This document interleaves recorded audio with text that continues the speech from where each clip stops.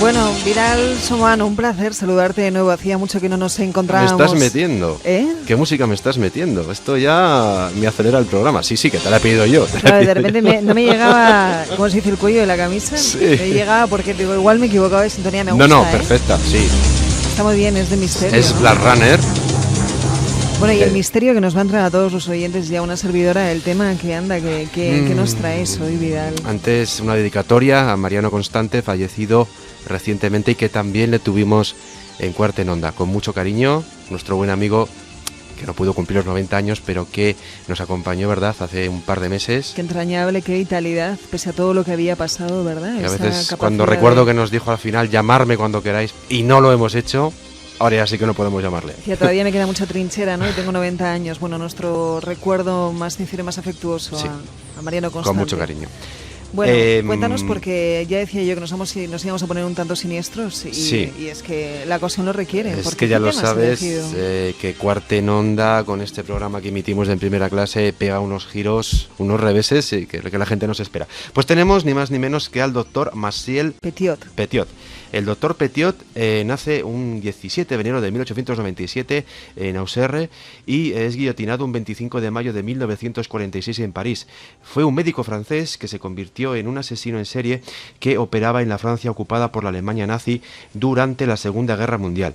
Los asesinatos de este doctor, bueno, pues se basaban en el engaño, ¿no? Cogía judíos, cogía gente que necesitaba salir del país. Él decía que era de la resistencia, que les ayudaría a salir, pero una vez que les tenía en casa les inyectaba y los asesinaba hasta alcanzar una cantidad de 67 aproximadamente, pero se cree que son muchos más. Angelito, ¿no? Que diría alguno. Bueno, pero sí, no estamos solos, como siempre desinvitados, no, y además como siempre, de bien ajuste, acompañados. Bien acompañados. Ni más ni menos que en primer lugar tenemos a Luis Borràs Roca, que es doctor en medicina cum laude, especialista en psiquiatría y bueno, pues es vicepresidente de la Sociedad Española de Psiquiatría Forense, miembro de la Junta Directiva de la Sociedad de Sexología Médica y bueno, pues socio también de otras asociaciones. Don Luis, buenas tardes. Hola, buenas tardes. No sé si me he equivocado en algo de lo que he dicho. No, bien, gracias. Todo esto es muy largo. Y por otro lado tenemos también, estamos como siempre bien acompañados por Salvador Ortega Mayén, que es funcionario por oposición del Cuerpo Superior de Policía, hoy Cuerpo Nacional de Policía, y pues ha estado ejerciendo durante años labores de responsabilidad y jefatura en distintas especialidades. Licenciado en Ciencias Políticas, diplomado en Criminalística por el Instituto de Ciencias Forenses de la Facultad de Medicina de Sevilla, diplomado como experto en la investigación de incendios por el Instituto de Ciencias Forenses de Sevilla también, perito judicial forense como experto criminalístico. Y ya me dejas agotado. Y bueno, ambos creo que sois colaboradores de diferentes medios, ¿verdad? En el tema. Sí, es cierto, nos hemos encontrado algunas veces en ocasiones similares. Bueno, ¿qué os parece la propuesta que os hago de Petiot? Bien, te digo, Marcel Petiot es un hombre, o sea, el tema sobre el doctor Muerte es bastante peliagudo. ¿Por qué? Pues porque se le condenó indudablemente por una serie de crímenes que llegaron a probarse, no todos, se le achacaron muchos más, pero lo que sí es cierto es que ahí hay una rama que él habla de que perteneció a la resistencia, y es cierto que perteneció en cierto modo a la resistencia, y en cierto modo pues hizo algo de lo que él decía que era precisamente la justificación de tantos cadáveres en su casa. O sea que ahí se mezclaban varias cosas, el patriotismo, ese que nunca se le otorgó, nunca se dijo que efectivamente él era así y que todo lo hacía por aquello, se mezcla también en los asesinatos en serie, que era un asesino en serie además típico, era como se llama hoy día un psicópatón de libro, pero en definitiva sí que hizo algo contra la Alemania ocupante en aquella época y en favor de la resistencia. Lo que pasa es que eso no se llegó nunca a poner en pie porque por ahí no se iniciaron nunca las investigaciones. Pero yo tengo entendido que asesinaba a judíos, ¿no? Les engañaba para decirles que judíos, él hubo una época donde precisamente se la achaca y las investigaciones iban siempre por ese camino, una época de que él decía y dejó entrever que podía sacar de Francia, de la Francia ocupada, pues podía sacar a gente que podía llegar con dinero, le prometía viajes a Sudamérica y entre ellos muchos judíos. Es una especie de lista de estas especiales, ¿no? Y él lo que pretendía era quedarse con el dinero y quedarse naturalmente con la riqueza que estos hombres tenían en aquella época para poder escaparse y evadirse hacia América del Sur. Es detenido por la Gestapo. Luis, ¿conoces el tema? Sí, conozco el tema del Doctor Muerte, de Marcel Petiot, y bueno, estoy básicamente de acuerdo con lo que ha dicho el señor Santiago Ortega. Yo, creo que Santiago Ortega es una persona experta. Salvador. Perdón, Salvador. Le hemos cambiado el nombre ya. Yo también se lo cambié, ¿eh? Me llaman Sebastián, me llaman hasta Rafael, no te preocupes. No te preocupes. Sí, perdón, Salvador, sí, Salvador. Pues lo conozco muchísimo, hemos cenado muchas veces y hemos ido a muchos congresos juntos, y perdona que ha sido un lapsus de tiempo, ¿no? Pero yo creo que lo que él dice es muy interesante, porque precisamente Salvador estudió un caso muy parecido, que es el arropiero, ¿no? El arropiero es el asesino en serie más importante que ha habido en España, que fue detenido por Salvador, y se le atribuyeron muchos crímenes, aunque al final solamente se probaron, creo, 8 o 9, ¿no? Sí. En el caso de Marcel Petiot, es un caso similar, posiblemente sea el asesino Pero en serie. No estoy de acuerdo contigo, porque aquí parece que hay una diferencia tanto cultural como el fondo. Es decir, hablamos del arropiero, que no tenía ningún tipo de cultura, no pudo acceder a esa cultura, pero Petiot era médico. Y luego además Petiot buscaba un fondo económico en todo esto, Luis. Sí, pero básicamente... Luis tiene razón. Hay rasgos y tipologías que son muy similares, ¿eh? Tengo en cuenta que efectivamente sí, Marcel Petiot fue médico, pero la forma con la que obtiene el título de medicina es un poco rara. Tampoco era rara al uso en aquella época, ¿eh? En 2 años. Obtener por unas prácticas en los hospitales, etcétera, ¿no? Pero indudablemente la formación de Petiot era muy superior. El arropiero era un hombre totalmente analfabeto. Sí, efectivamente, además había rasgos muy similares, sí. Sí, además en los asesinos en serie, justamente, lo que más importa, lo que más lleva a matar, es un factor biológico más que social. Es decir, hay asesinos en serie en todos los estratos sociales. Hay casos de asesinos en serie pues que son de la alta sociedad y casos pues incultos y muy pobres, como sería el caso del arropiero, ¿no? Porque lo que va a matar muchas veces es un impulso irrefrenable que no se puede controlar y que nace del cerebro, ¿no?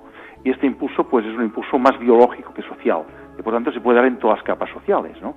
Y la conducta es muy parecida. En el fondo lo que busca un asesino en serie es matar para conseguir algo, generalmente dinero, o gratificarse sexualmente, o venganza, etcétera, pero busca un fin parecido en todos tipos diferentes de asesinos en serie. Luis, dices que matan por impulso, pero a la hora de deshacerse de los cuerpos... Bueno, es que los asesinos en serie hay 2 tipos. Sí. Hay 2 tipos, que seguro que Salvador sabe muy bien. Hay unos que se llaman organizados, que estos son individuos inteligentes. Tenemos que pensar que Marcel Petiot es un hombre muy inteligente, y estas personas, como son inteligentes, aunque tienen el impulso de matar, una vez lo han hecho, lo que procuran es no dejar ninguna pista. O sea, borran todas las huellas digitales, esconden el cadáver, se preocupan de tomar todo tipo de precauciones, se ponen guantes, etcétera. Estamos ante un asesino en serie que se llama organizado. Y luego hay otro tipo de asesinos en serie que son los desorganizados, que estos se lo dejan todo en el lugar del crimen, ¿no? Se dejan pues huellas, manchas, casi incluso a veces se dejan el carnet de identidad, ¿no? Como quien dice, o sea, que serían casos ya que normalmente son enfermos mentales. Caso de Landru, porque Landru anotaba, ¿os acordáis del asesino de las viudas? De principios, fue ejecutado en 1920 y algo así. De todas formas, yo huyo y además a velocidades espantosas de cualquier tipificación y clasificación. Los americanos, es cierto lo que dice Luis Borràs, que los americanos tienen dos tipos. Primero, empezaron por el asesino organizado, que lo tipifican generalmente como el hombre inteligente, el hombre apuesto, el hombre que llega, el hombre que sabe, el hombre formado y demás, y el hombre que cuida naturalmente el escenario del crimen, el hombre que se preocupa por desvirtuar además también el propio escenario, el hombre que lo decora, y luego después está el desorganizado. Cuando se dieron cuenta que había otras tipologías que no coincidían, pues dijeron, bueno, pues esto es también existe el 50-50, el que es mitad desorganizado y mitad organizado. Yo creo que estas cosas, o sea, cualquier asesino en serio, cualquier asesino múltiple, hay que estudiarlo por separado. Y estudiándolo por separado, aunque tiene muchísimas cosas que son comunes unos a otros, en cuanto a su propia personalidad, su odio, su falta de empatía, su narcisismo y su gran dominio sobre la víctima y demás, aunque eso es cierto que es una cosa muy común, después el comportamiento, la forma de trabajar, el modus operandi es totalmente distinto. Yo pienso muy bien y además coincido con Ressler cuando Ressler abogó que no se debía de haber condenado a muerte, condenado no, pero sí ajusticiado a Ted Bundy, que ahí hubiera sido muy importante el estudiarlo. Y yo creo que cada asesino en serie hay que estudiarlo por separado, hay que ahondar mucho en él, porque nos van a aportar cosas que son similares en el modus operandi, pero cosas que son muy sugeridas de cada uno de ellos, ¿no? Yo, si me permitís un inciso, vuelvo a Landru. Landru es ejecutado en 1922 y es, pues la principal clave para que se le detenga, para que se le condene a muerte, es porque tenía apuntado en una libreta pequeña los viajes que hacía con las que luego serían sus víctimas. Y ahí metía, por ejemplo, 2 viajes de ida a un sitio y solamente un viaje de vuelta para uno de los dos. La otra persona ya había desaparecido en ese detalle, dentro de la libreta. Entonces, por eso también es la detención de Landru. No sé si conocéis también el caso. Sí, era un hombre que seducía a mujeres.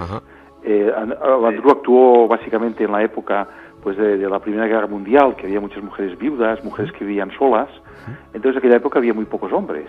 Y él aprovechaba pues la facilidad que tenía para poder seducir a mujeres, pues para primero seducirlas, después sacarles el dinero y finalmente matarlas, ¿no?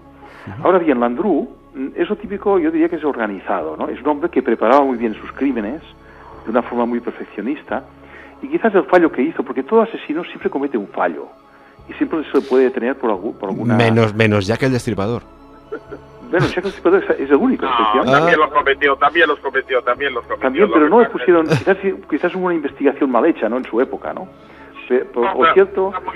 Muy presionada por los motivos políticos, por motivos de problema judío que había entonces, en fin, había muchas cosas por ahí por medio que desvirtuaron por completo la propia... Salvador, ¿pensáis que Jack el Destripador estaba ligado a la familia real? Es una teoría. Yo pertenezco al grupo de estos que están así, que nos reuníamos. Digo nos reuníamos porque ocurrió una cosa muy simpática. A nosotros éramos un grupo de franceses, hay un inglés también de Scotland Yard, hay 2 o 3 españoles y hay muchos sudamericanos, sobre todo argentinos, y que nos llamaban los ripólogos, por eso de Jack the Ripper. Y nos juntábamos cada año o cada 2 años en un bar que hay en una esquina de Whitechapel, que es el barrio donde se hizo. Y allí pues cada uno expone su teoría, cada uno expone su cosa, cada uno investiga por su cuenta, y la verdad es que uno de los caminos que pudo haber sucedido fue el de que el médico de la familia real pues fuera el que interviniera en ese tipo de asesinatos. Hay una película que lo calca bastante bien, que se llama Desde el infierno, creo que se llama. Sí. Pero hay otras que tiran hacia otros sitios. O sea, últimamente hay una chica, es Patricia Owell o Patricia Neal, no me acuerdo cómo se llama de apellido, que se ha ganado una verdadera fortuna en investigar. Y ella recae más la culpabilidad. Mandó una serie de forenses a hacer una serie de pruebas, que lo único que le trajeron, pues que ahí se analizaron todas las cartas, porque no todas las cartas eran de tío Jack, no. había algunas sí y otras que no. Se analizaron las letras, pero sin embargo hay un personaje por ahí medio que es un pintor que disimula muy bien, que es ambidiestro, tanto para escribir, sí, que salía con frecuencia y entraba de tal que era muy culto, que podía dominar en definitiva varias lenguas y varios estilos y demás, que ahora es el camino que precisamente más inclina. El de un comerciante que iba con bastante facilidad a Jamaica, ¿no? Pero en fin, son caminos de investigación y como esto se ha convertido en una historia y en una novela, pues indudablemente se sigue investigando y se sigue haciendo cosas sobre este tema. Pero ya se convierte eso en el hobby del investigador. Sí. Sí. Oye, interesante el tema. Elena, te voy a pedir por favor que nos pongas el audio, el documental que tenemos, y luego seguimos hablando, si os parece, profundizamos un poquito más, ¿eh?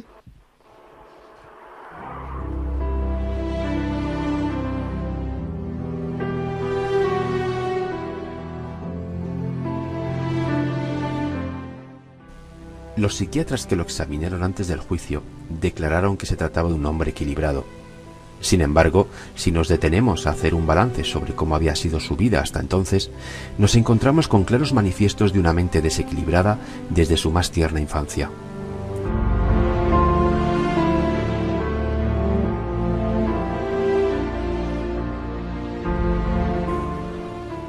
Marcel Petiot.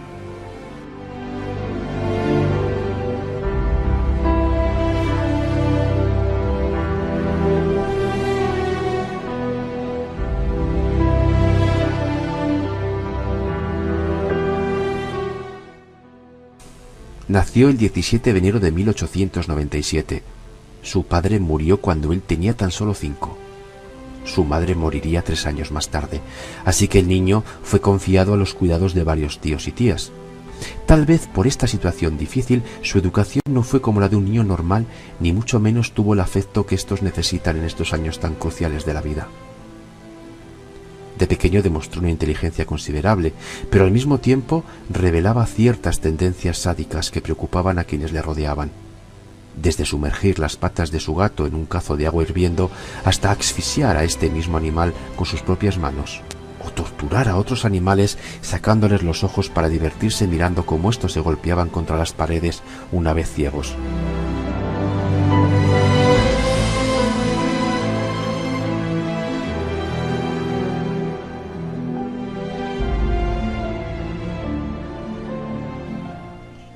También tenía la manía de robar todo lo que le pasaba por las manos. A sus compañeros en clase, los medicamentos en el ejército cuando era soldado para venderlos posteriormente en el mercado negro, e incluso los fondos municipales del alcalde de Villeneuve cuando se presentó a unas elecciones municipales.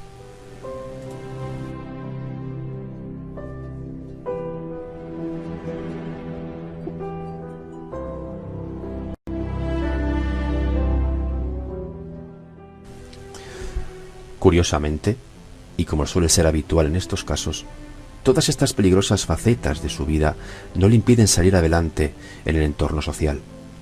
Su encanto personal le ayuda a ganar prestigio en el ámbito profesional como médico y en una carrera política que inicia como concejal, aunque ese encanto oculte un carácter carente de escrúpulos.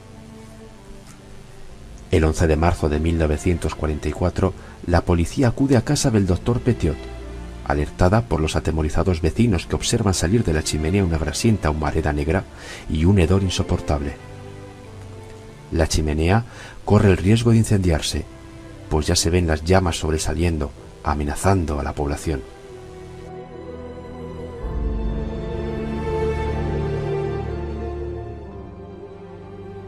No tardarán en acudir los bomberos al lugar. Quienes logran entrar en la casa y en el sótano descubren el espantoso combustible que alimenta las llamas, un montón de cuerpos desmembrados. Momentos más tarde acude la policía al lugar y el doctor Marcel Petiot les explica con orgullo que aquellos eran sus cadáveres, los restos de alemanes y colaboradores pronazis que habían sido asesinados por la resistencia francesa y confiados a su custodia para que se deshiciese de ellos. Los agentes aceptan la explicación y asombrosamente lo dejan marchar, no sin antes felicitarlo por tener esas dotes de patriotismo. Petiot aseguró que era miembro de la resistencia y que sus víctimas habían sido 63.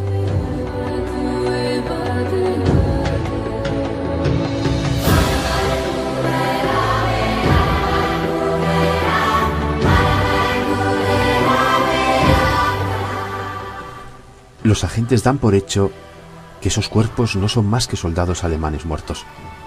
Pero cuando se constata que aquellas muertes no tenían que ver con la ejecución de colaboradores nazis, Petiot ya había huido en bicicleta.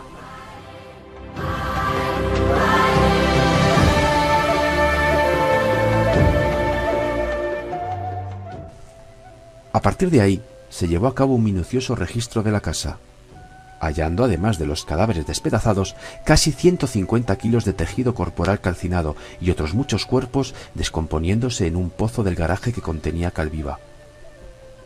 Al cabo de un tiempo de anonimato, Petiot inició una serie de correspondencia con el periódico Resistance, bajo otro nombre, pero sin modificar su letra, lo que le ayudaría a su identificación, diciendo que la Gestapo había metido en su casa los cadáveres. Gracias a esto, fue de nuevo detenido el 2 de noviembre de 1944.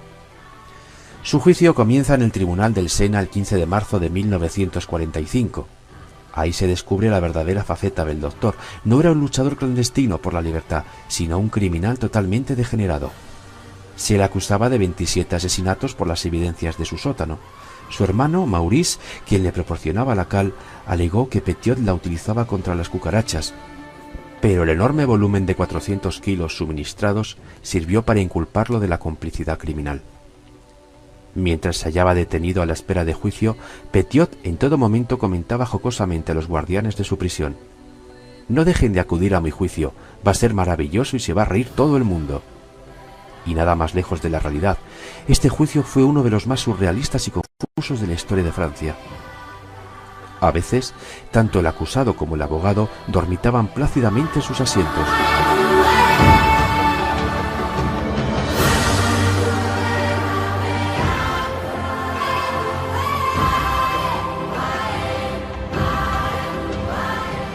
La acusación afirmó que Petiot atraía a ricos judíos a la Rue Lesière con el pretexto de que les ayudase a escapar del acoso de las fuerzas alemanas hacia otros países. Luego, les quitaba la vida por medio de inyecciones letales que les administraba con el pretexto de cumplir con las formalidades sanitarias extranjeras. Después los despojaba de todo el dinero y objetos de valor que poseían. Al final de 3 semanas de juicio, el jurado lo declaró culpable de 24 de las 27 acusaciones y en cuanto se dictó el veredicto de culpabilidad, se establecieron una serie de indemnizaciones a favor de los familiares de las víctimas. El 26 de mayo de 1946, el doctor Muerte fue condenado a la guillotina. Pero el asesino, lejos de mostrarse asustado en el momento de su muerte, dijo con más ironía que nunca a los testigos de la ejecución: «Caballeros, les ruego que no miren. No va a ser bonito».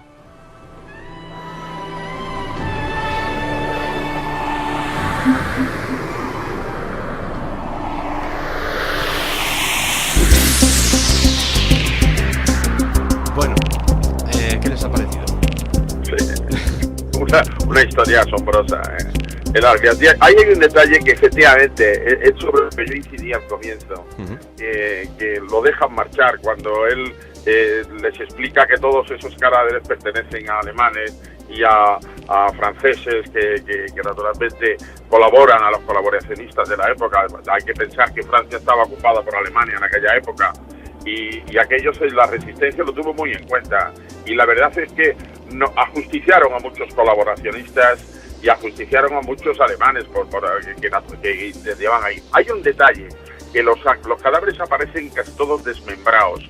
Es posible que alguno de esos cadáveres fuesen reales, fuesen verdaderamente cadáveres de ajusticiamiento de colaboradores y de algún que otro alemán que no sabían dónde meterlo y que después figuraría como desaparecido en la lista de la Gestapo, naturalmente porque eran alemanes que han sido ajusticiados por los franceses. O sea que por eso digo que ahí hay mucho de mezcla en esto. Esto no se investigó a fondo, luego después ya plenamente convencido de que estaban frente a un asesino en serie. Y todo se desvirtuó por el camino, naturalmente, de los crímenes del asesino. O sea, Salvador, ¿tú crees que se mezclan los asesinatos reales, que es lo que dice él, más los suyos? Yo estoy hablando en mis últimos viajes a París, estuve hablando con una persona que es un especialista en Marcel Petiot, y me decía que sí, que no fueron 24 ni 40, que fueron cerca de 100 y pico los cadáveres que pudieron haber aparecido enterrados y los que no aparecieron, pero que muchos de ellos era cierto que se debían a su colaboración con la resistencia. Luis, sí. ¿Cuál es tu impresión? Bueno, yo quizás como médico, como psiquiatra, pues me fijo un poco en su perfil clínico, ¿no? Estamos delante de un verdadero psicópata. Un psicópata es una persona que no tiene remordimientos, que no tiene sentimientos de culpa, que no tiene ningún tipo de ética, que es capaz de todo para conseguir dinero o alguien que le beneficie. Y normalmente cuando se busca la causa de la psicopatía, y sobre todo del sadismo, como en este caso es un psicópata de tipo sádico, hay que buscar sobre todo la infancia. La mayor parte de asesinos en serie han tenido una infancia terrible. En este caso, como ocurre en la mayor parte de ellos, pues son personas que se han criado en un ambiente familiar poco afectivo. Hay que tener en cuenta que Marcel Petiot pues murió su madre cuando tenía 5 años, poco después murió su padre, se encontró huérfano desde muy pequeño y se crió con unos tíos. Es probable que estos tíos le dieran poco afecto, y entonces la mayor parte de sádicos nos encontramos que son personas que han tenido poco afecto en la infancia. Son niños que cuando piden un abrazo a la persona que los cuida, pues a lo mejor les dan un tortazo, ¿no? Les dan una bofetada. Entonces confunden el sexo, confunden la afectividad con la agresividad. Entonces luego ya manifiesta esta agresividad que muestra desde pequeño. ¿Y el sadismo, Luis, es como una medida de protección? Sí, exactamente. Es decir, el psicópata disfruta haciendo daño a los demás. Como le hacen daño a él, pues él interioriza esta conducta como normal y la proyecta en los demás. De hecho, es curioso lo que se escribe de que torturaba animales, ¿no? Se dice que hervía agua y lo ponía en las patas de un gato, ¿no? O sacaba los ojos a otros animales. Es muy característico el martirizar animales. Recuerdo el caso de un asesino en serie que enterraba perros vivos, otro que tiraba gatos en la piscina. O sea que es muy característico de los asesinos en serie esta agresividad que se manifiesta ya desde la infancia. Como psicópatas que son, el psicópata ya es una persona incorregible y ya es un niño malo, ¿no? Ahora bien, el psicópata al mismo tiempo es una persona inteligente, es una persona seductora, con capacidad de convicción y con capacidad de manipular, ¿no? Entonces, él, pues, como decía ahora Salvador, ahora mismo, pues que cuando fue detenido, se le acusaron de los crímenes, pues él, como buen comunicador que era, y buen manipulador, y con una capacidad de seducción terrible, pues hizo creer a la policía que él era un colaborador de la resistencia francesa, ¿no? Cuando en realidad, pues él mataba a quien fuera, ¿no? Mataba por dinero, mataba pues para beneficiarse. No digo que a lo mejor algún caso quizás sí que hizo de colaborador, ¿no? Porque todos los franceses eran antinazis en aquella época, ¿no? Pero él, en realidad, cuando mataba, buscaba un fin propio, que era conseguir dinero, que es una característica propia del psicópata. En definitiva es eso. Yo creo que se encontró el perfil adecuado en un hombre con una serie de características psicopáticas y que efectivamente este hombre era el prototipo del asesino en serie, además abierto a todas circunstancias que pudieran añadirse, como el ánimo de lucro y sus crímenes y demás, y que lo encontraron, era el hombre a propósito para que hiciera también lo otro. O sea, un hombre sin empatía de ningún tipo y que le daba igual que fuese francés, como alemán, como judío, como no judío. Lo importante por un sitio era el dinero, y por el otro lado, pues quizás ese signo de afectividad. Hay que tener en cuenta que él estuvo en la política, unas veces como concejal, otras veces como alcalde también. Salió mal parado, indudablemente, además por malversación de fondos, etcétera, etcétera. Pero hay un fin móvil muy importante, que es el ánimo de lucro, pero también hay una disculpa que le sirve a él de protección, que es efectivamente esta, la de haber pertenecido a la resistencia. Muy bien, Salvador, Luis, os voy a pedir que os quedéis aquí con nosotros acompañándonos. El tiempo de radio lo vamos a despedir por aquí ahora. Recordar a los oyentes que podrán escuchar el programa entero o bien por la emisora hermana o bien por internet también. Es un placer haberos tenido con nosotros. El tema es apasionante. Y seguro que lo van a seguir a través de internet, porque no se van a quedar en este punto, van a querer saber más, seguro. Pues seguro. No os retiréis, por favor, seguimos.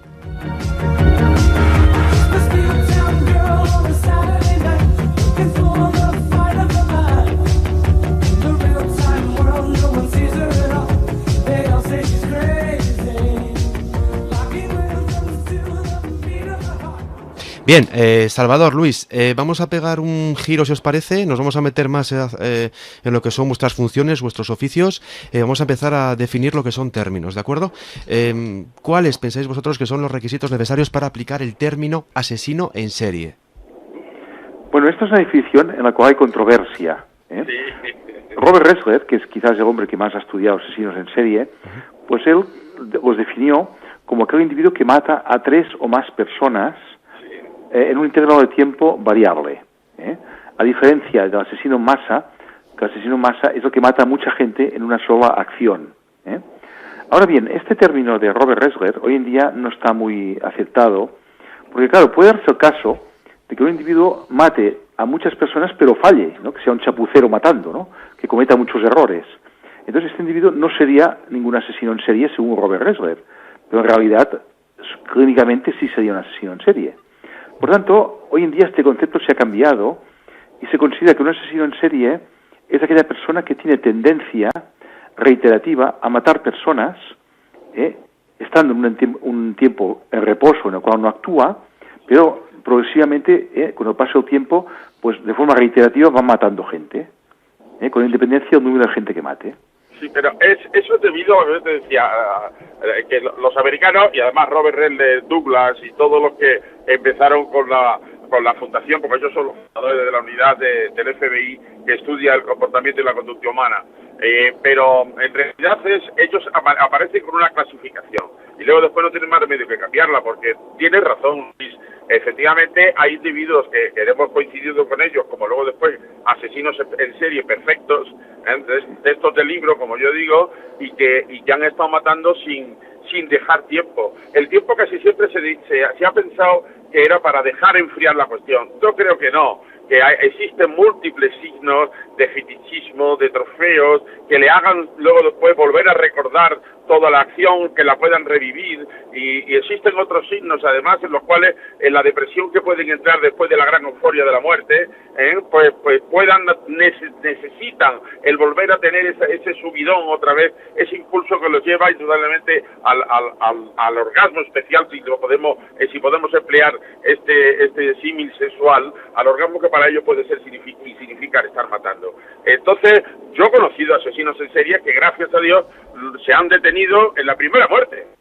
Y eran verdaderos psicópatas asesinos, que la policía ha tenido la suerte de cogerlos en la primera investigación y en la primera muerte. Y nos hemos quitado indudablemente de medio a un asesino en serie que hubiera cometido 5, 6, 7, 10, 12, las que hubieran sido antes de que lo hubieran detenido. Y otros que han matado 3 días seguidos.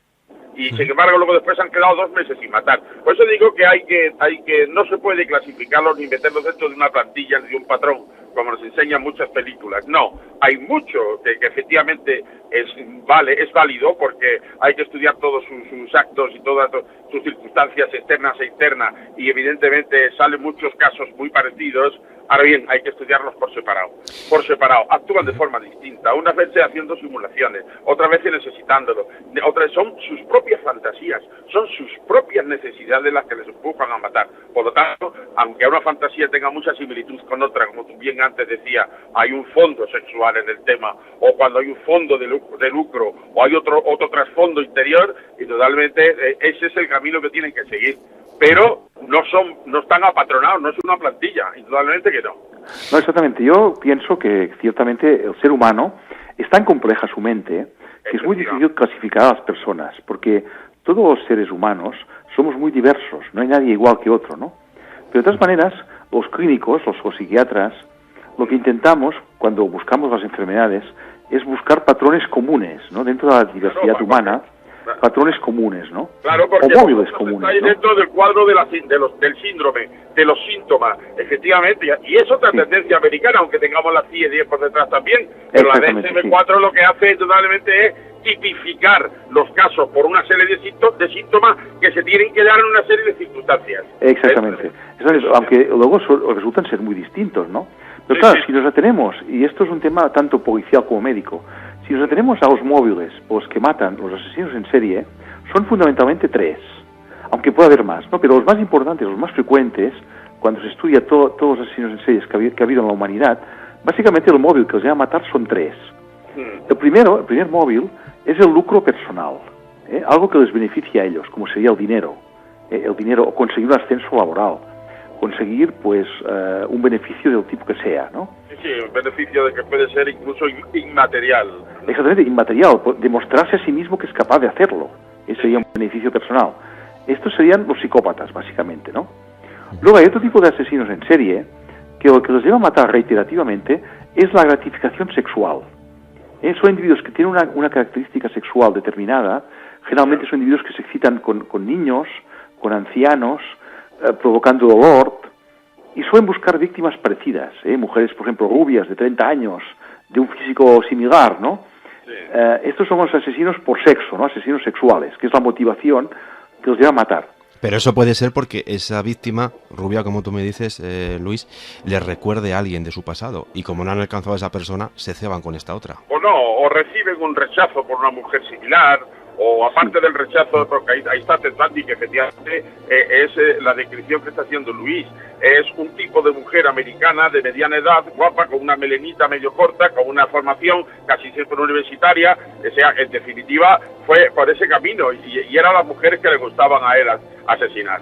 ¿Pero por qué? Porque había tenido un rechazo enorme por una mujer de ese tipo. Y aquello, naturalmente, le empujaba. No era la causa, ¿no? Pero sí era un incidente más en su conducta y su comportamiento para que este hombre se dedicara a matar de la forma que mataba ese tipo de... De acuerdo, Luis, nos falta el tercer punto. Sí, exactamente. O sea, este segundo hemos dicho que son los que son por sexo, ¿no? Móvil, eso es. Sean las causas que sean, ¿no? Pero buscan víctimas parecidas. Y finalmente está, pues, el asesino que mata por delirio, por un delirio. Claro, delirios los más frecuentes son los de celos, los de persecución, los de grandeza. Por ejemplo, yo diría que lo más frecuente es el delirio persecutorio. Hay individuos que se sienten perseguidos cuando salen a la calle, se creen que todo el mundo les mira, que todo el mundo va contra ellos. Entonces, estas personas son capaces de imaginar a un hipotético, de matar a un hipotético perseguidor que está en su mente. Esquizofrenia. Exactamente, esquizofrenia o personas psicóticas, ¿no? Psicosis. Paranoides, efectivamente. Exactamente, paranoides, a veces trastornos graves de personalidad que rayan en la esquizofrenia. Pero hay que pensar que los esquizofrénicos no son peligrosos, generalmente. Pero hay un pequeño grupo de esquizofrénicos y otros que son paranoides o paranoicos, que tienen un delirio, ya sea de celos, de persecución. Otros tienen delirios místicos. Por ejemplo, sabemos que el Papa pues ha tenido muchos atentados. Por esto el Papa va con este coche, el Papa móvil, protegido, porque ha habido muchísima gente que quiere atentar contra el Papa, ¿no? Porque está lleno de personas que tienen un delirio de tipo místico. Igual ocurre con los delirios de tipo político. Muchos quieren matar, pues, a una figura importante de la política y cometen un magnicidio, ¿no? El caso del presidente Kennedy. Ha habido muchísimos presidentes, tanto de España como de Estados Unidos como de otros países, que han sido asesinados por individuos con un delirio político, ¿no? Ya sea místico, etcétera, ¿no? O sea que sería el tercer grupo, son individuos con un delirio, que este delirio les obliga, no les lleva, ¿no? Les obliga, son individuos que no son libres, tienen una presión psicológica tan fuerte que están casi determinados a matar. Sí, y te falta el cuarto grupo, Luis. Sí, quizás haya más, quizás sí. El que no está tipificado, aquel que mata por matar. Yo he tenido conversaciones con algunos de asesinos en serie y al final llegas al convencimiento de decir, bueno, pero en definitiva, ¿usted por qué mata? Porque me siento bien matando, porque me gusta matar, porque tengo necesidad de matar. Sí, pero es que matar por matar es una gratificación personal. ¿Entiendes? Sí. El matar por matar es el psicópata que te digo, porque el psicópata disfruta haciendo daño. Uno de los síntomas de la psicopatía, yo creo que puede haber componentes sádicos, componentes tal. No, este es porque le gusta matar. Sí. Ahí tienes al asesino de la baraja. Él se decía, estaba viendo la televisión y me entraron una gana horrorosa de matar y me fui a la calle a matar al primero que me encontré. De todas maneras, el caso del asesino de la baraja, yo discrepo bastante con la prueba pericial que se hizo en el juzgado, ¿no? Porque lo trataron de psicópata, y yo creo que el asesino de baraja tenía unas características de psicótico, de un individuo con un delirio. Puede que hubiera un brote, efectivamente. Su forma fría de ser, su forma de comportarse, era un caso muy característico de un delirio, ¿no? Por ejemplo, otro asesino que recuerdo que actuaba por delirio es el caso de la doctora aquella del Hospital Gregorio Marañón de Madrid, ¿no? Ah, sí, eso efectivamente fue un brote psicótico. Fue un brote psicótico. El brote psicótico disociativo, es como si fuese el síndrome de Amok. Ese es, o sea que entra a matar al primero que se encuentra. Ese es el síndrome malayo, ese de que mata. Es una explosividad. Porque cualquier persona que pase lo ve como un enemigo. Sí. Luis, Salvador, ¿qué podemos decir de los asesinos de Marta del Castillo y de Sandra Palo? Hombre, yo Se me vienen a la memoria muchos calificativos que no son aptos para menores. Pero vamos, hay ahí una... Porque el sistema no funciona, el sistema no está funcionando con ellos, sienten que pueden hacer lo que quieren. Es que el sistema se ha encontrado con los inconvenientes que nos podemos encontrar precisamente por los errores del sistema, nada más. Es que eso es así, o sea, la policía no puede actuar a la forma que debe de actuar porque el juez nos dice que no actúen mientras no sea por orden propio del juez mediante los autos normales o porque no ve la investigación por ese lado y por lo tanto no la dirige por ese sitio. Luego después el individuo puede hacer aquel que es presunto culpable puede hacer tantas declaraciones como estime conveniente porque en definitiva no está obligado a contar la verdad. Y no se le va a castigar porque mienta. La policía tiene que ir encontrando pruebas. Yo creo que ese tema, el único gran problema que existe ahí es que no se ha encontrado el cadáver y que los padres van a estar sufriendo toda su vida porque el cadáver no se ha encontrado mientras no se encuentre ese cadáver. Ese es el único problema. Pero claro, es que allí sí hay... yo creo que estamos en un sistema de justicia garantista, ¿no? Entonces, claro, como se garantiza tanto los derechos del acusado, pues muchas veces resulta muy difícil a veces poder encontrar pruebas, ¿no? Porque entrar en un domicilio sin autorización judicial, pues no se puede hacer nada, ¿no? Y a lo mejor la policía pues quisiera hacer pruebas que podían ser determinantes, pero no los puede hacer, como dice muy bien Salvador, porque pues el juez no autoriza hacerlo, ¿no? Entonces a veces este sistema garantista, por una parte es bueno porque garantiza que no haya gente inocente en la cárcel, ¿no? Pero por otra parte tiene como inconveniente el hecho de que muchas veces no se puede dar con un verdadero asesino porque tiene tantos derechos que no se puede hacer nada casi con él, ¿no? Casi no se puede investigar, ¿no? Y claro, el hecho que decías tú, que no ha aparecido el cadáver de la pobrecita joven esta que ha sido asesinada, pues... De Marta. Es muy triste, de Marta, ¿no? Porque claro, es muy necesario que aparezca un cadáver, porque cuando aparece un muerto hay que llorarlo. Hay que llorarlo. Cuando hay un entierro, siempre hay que llorar mucho. Cuando se nos muere un familiar, tenemos que llorar mucho, porque llorar es la única forma de alguna manera liberar un poco la tensión psíquica que se lleva dentro, ¿no? Es el típico duelo. Exactamente, sí. Entonces estos padres deben estar sufriendo muchísimo porque no han podido llorar, no han podido descargarse emocionalmente, ¿no? Yo espero que, en fin, que aparezca viva, ojalá apareciera viva, ¿no? Pero por lo menos que si no, pues que aparezca el cadáver para que estos padres... yo viva no creo que, vamos, yo sería el primer sorprendido, ¿no? Porque hay datos y vestigios y además pruebas fehacientes de que ha habido una violencia y de que ha habido precisamente. Ahí el problema está en quiénes son las personas que han intervenido en esa desaparición de ese cadáver, cómo lo han hecho, cómo no lo han hecho. Sí, porque el éxito de en un mes encontrar al autor y a los cómplices o a las personas que han sido cómplices en la desaparición del cadáver, o al menos se les estima como presuntos culpables y cómplices, pues eso es lo que ahí está fallando. Claro. Pues, cuanto más se tarde, más difícil es. Tú ya sabes que una investigación, cuando pasa de 2 meses y no se ha resuelto un caso, es cada vez más difícil. Sobre todo los 2 primeros meses son básicos. Y la prueba, aunque como tú bien sabes, Luis, hay pruebas que sí, que por mucho tiempo que pasen pueden servirnos para seguir investigando, y pruebas sobre todo biológicas y demás, pero hay otras pruebas que sí que desaparecen. Sí, porque son intangibles, ¿no? Desaparecen. Por ejemplo, una pregunta que sí que quiero hacerle a Salvador. Perdona, Luis, que te haya interrumpido.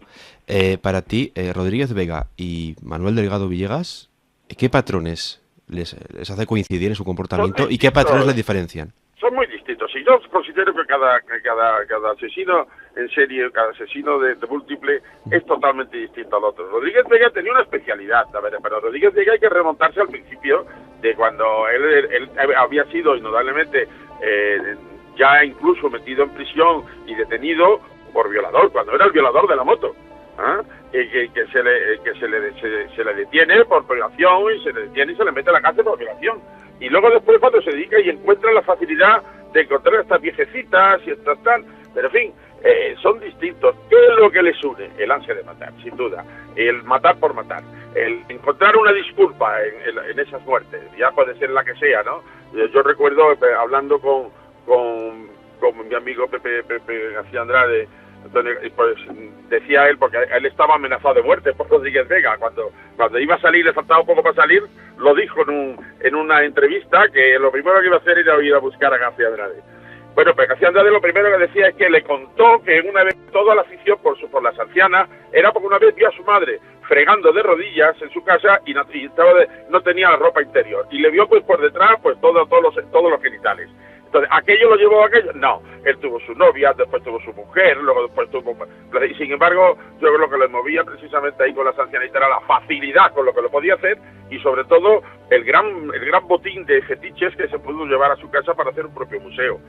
Esto a la Ropiero le venía ancho. La Ropiero lo que quería era seguir viviendo como vivía, que le venía muy bien y que además le explotaba todo lo que tenía alrededor.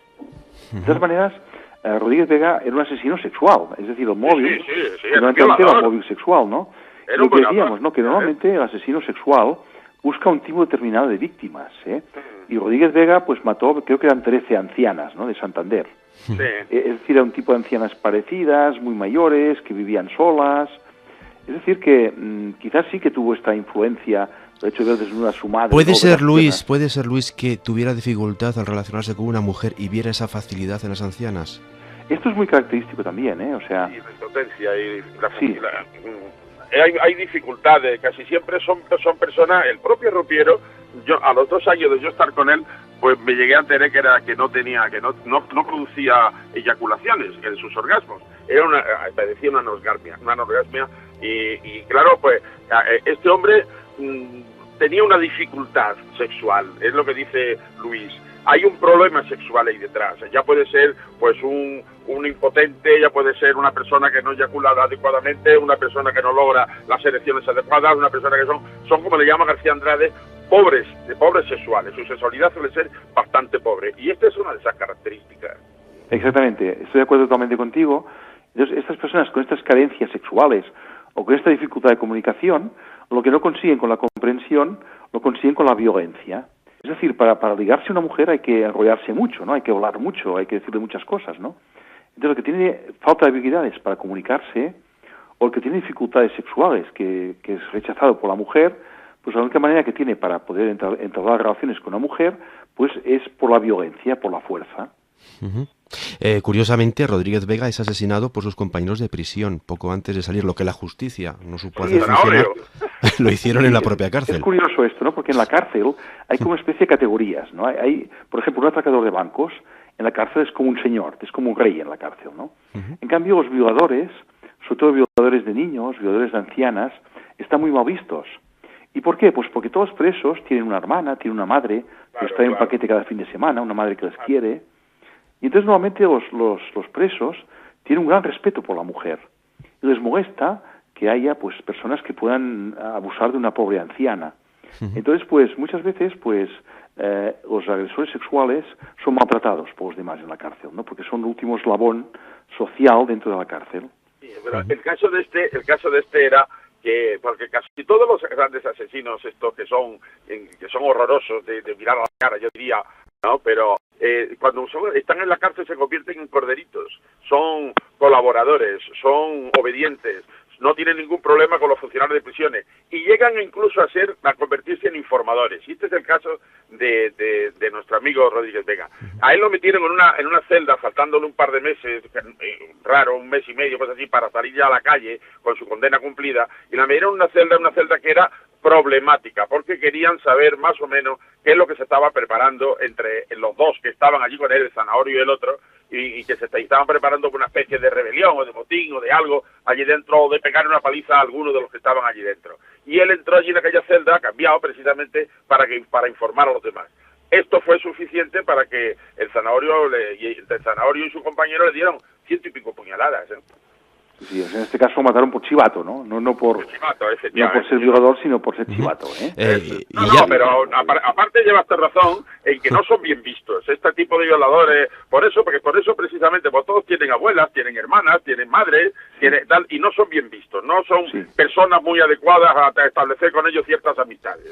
Salvador, Luis, el asesino que más os ha enseñado y que más os ha llamado la atención. A mí la Ropiero, ¿eh? Yo creo que Salvador, pues supongo que también, ¿no? Porque me fascina la Ropiero, porque es el asesino en serie, yo diría, aparte que es lo más importante de España, es un asesino en serie pues que es muy complejo, ¿no? Porque tenía rasgos psicopáticos, eso.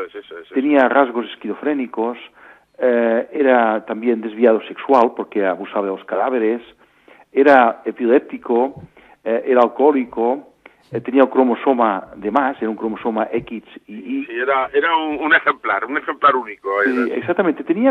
Si cogemos un libro de criminología y leemos qué es lo que puede llevar a alguien a matar, ¿no? ¿Qué factores llevan a la criminalidad? Pues el arropiero, supongo que tú estarás de acuerdo, Salvador, que lo conocías mucho mejor que yo. Sí, me llevé 3 años viajando por ahí con él. Sí, exactamente, tú lo conoces perfectamente, ¿no? Lo tenía todo, ¿verdad que sí? Sí, era muy complejo, eso es cierto, era muy complejo. Yo creo que, yo he mirado muchos asesinos en serie del mundo, leyendo las biografías. No creo que sea otro igual que él, no lo creo. Yo creo que no hay ninguno en el mundo que tuviera tanta psicopatología como el arropiero. Me da impresión. No le faltaba de nada al hombre. Sí, pero lo tenía todo. Yo llegué a hacer un estudio muy parangonándolo con el Matamendigo, no sé si te acordarás de él. Sí, parecido también, sí. Que había rasgos muy similares y además coincidieron en cierto tiempo en el psiquiátrico penitenciario. Y no tiene nada que ver, tú llevas razón. Este era un hombre en que te ibas a cualquier tratado de psicología forense, de psiquiatría forense o psiquiatría criminal y tenías de todo. Te ibas a cualquier sitio de psicología y tenías de todo. Te ibas a la DSM-4 y decía, ¿dónde lo encajo? Todas las enfermedades por DSM-4. Es decir, era un hombre que quizás el hombre menos libre que ha existido, quizás el criminal menos libre de la historia, diría yo, ¿no? Sí. Quizás habrá algún otro, ¿no? Pero por lo menos que yo conozca, el que he conocido que es menos libre de la historia. Porque era un hombre que yo creo que estaba determinado a matar. Desde que nació, era casi el criminal de Lombroso, ¿no? Lombroso, aquel investigador que decía que los criminales nacían criminales ya. Quizás no es cierto esto, ¿no? Porque hay muchos criminales que lo son por factores sociales, que los llaman a delinquir. Pero es que el arropiero no. El arropiero era un hombre que tenía tanta psicopatología, tantas enfermedades, tantos además la vida lo puso en ese pretil para que no le fuese difícil tirarse. Si hubiera tenido una vida mejor, a lo mejor no hubiera actuado de la misma forma.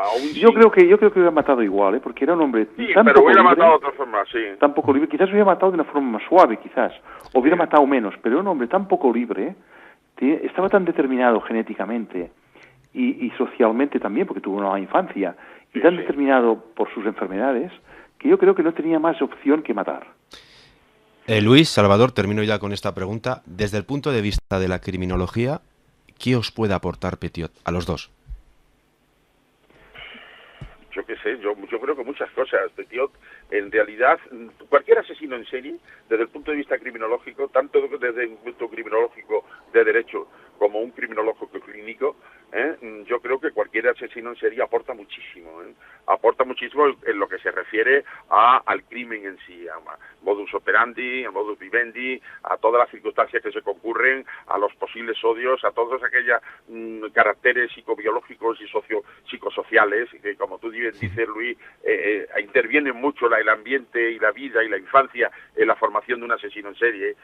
Todo eso yo creo que va, pero que son indudablemente circunstancias que no nos sirven luego después para hacer un patrón como nos muestra la película. Pero el nivel cultural de Petiot le puede hacer actuar de forma distinta a como actuaban otros. Por supuesto. Ahí Luis tiene razón cuando dice que ese organizado que dicen los americanos, que suelen tener una formación por encima de lo normal, suelen ser personas con estudios, suelen ser personas bien situadas, bien capacitadas, son hábiles en cuanto a la forma de entenderse y de participar y de comunicarse. El no organizado es el otro, el que no tiene esa formación y mata de forma distinta. Exactamente. El hecho de tener una preparación científica, el hecho de ser médico, hace que maten de una forma más sofisticada, ¿no? Normalmente un médico pues suele matar inyectando sustancias tóxicas, ¿no? Como en este caso, ¿no? En cambio, pues una persona que culturalmente pues es más deficiente, pues mata con un bastón, ¿no? O mata con una navaja o con un puñetazo o con una piedra, ¿no?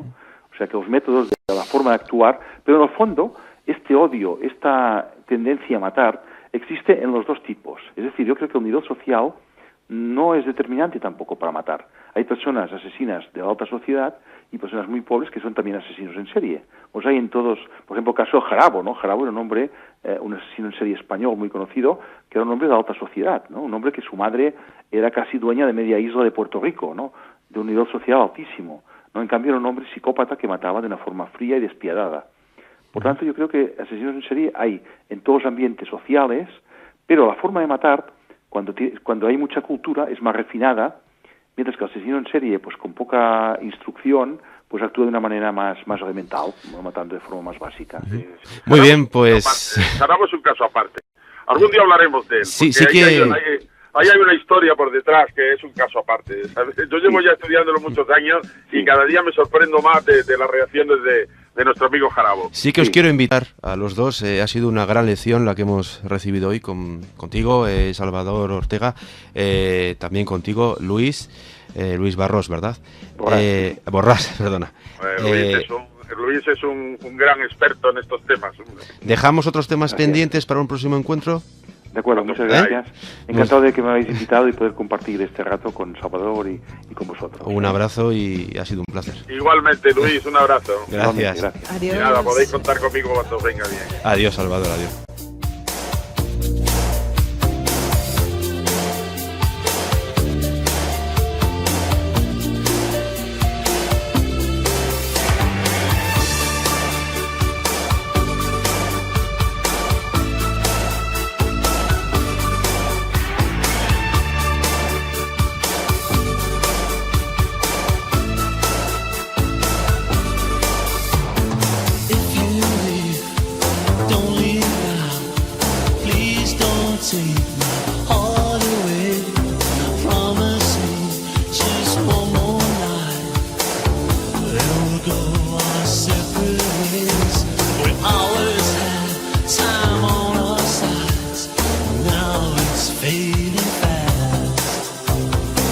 Every second